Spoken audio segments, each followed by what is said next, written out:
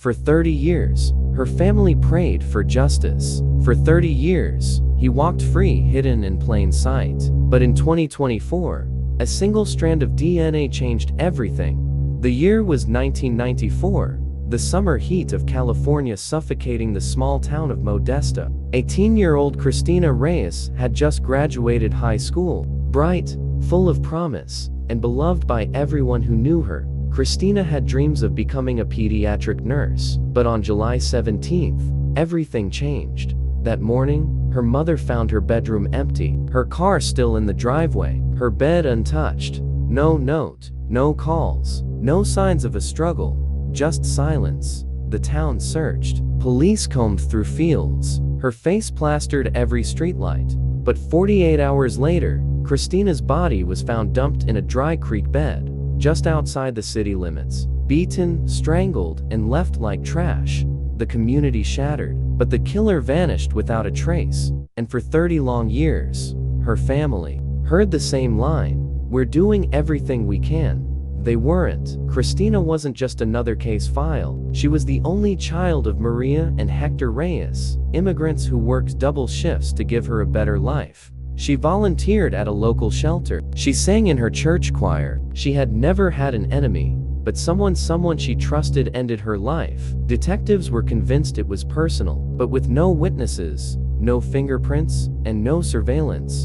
In 1994, the case went cold fast. Until 2024. In January 2024, Detective Leah Moreno, a seasoned cold case investigator, reopened the file. She had a new tool previous detectives didn't: genetic genealogy. She sent the oldest, degraded DNA sample taken from under Christina's fingernails to a private lab. The results shocked her. The match wasn't in any criminal database. It was in a genealogy website, and it didn't match a suspect. It matched the suspect's niece. The DNA trail led to the Andrews family, longtime Modesto residents. Clean record, church-going, respected. Except one name kept popping up: Dale Andrews, the black sheep of the family. In 1994, he was 26, unemployed, living just 3 blocks from Christina. He had multiple assault accusations, none of them prosecuted. Women described him as charming, but with a dark side. Moreno dug deeper. In 94, Dale was interviewed briefly but dismissed due to lack of evidence. He told police he didn't know Christina. He lied.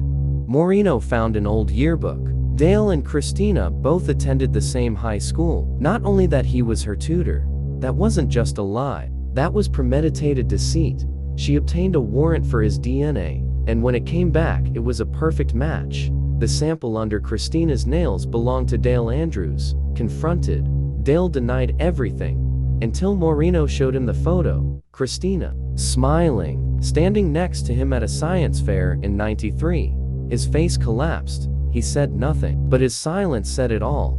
The motive? Rage and rejection. Friends recalled that Dale had developed a creepy obsession with Christina. She told friends, he made her uncomfortable, once calling him a little too intense. She had planned to report him after graduation. She never got the chance. Just when Moreno thought the case was closed, another bombshell. While combing through Dale's storage unit, police found a locked wooden box. Inside, 6 women's ID cards, 4 necklaces, and a diary. One of the entries read, "She said no. They always say no, but they never scream after." The items didn't belong to Christina. This wasn't his first time.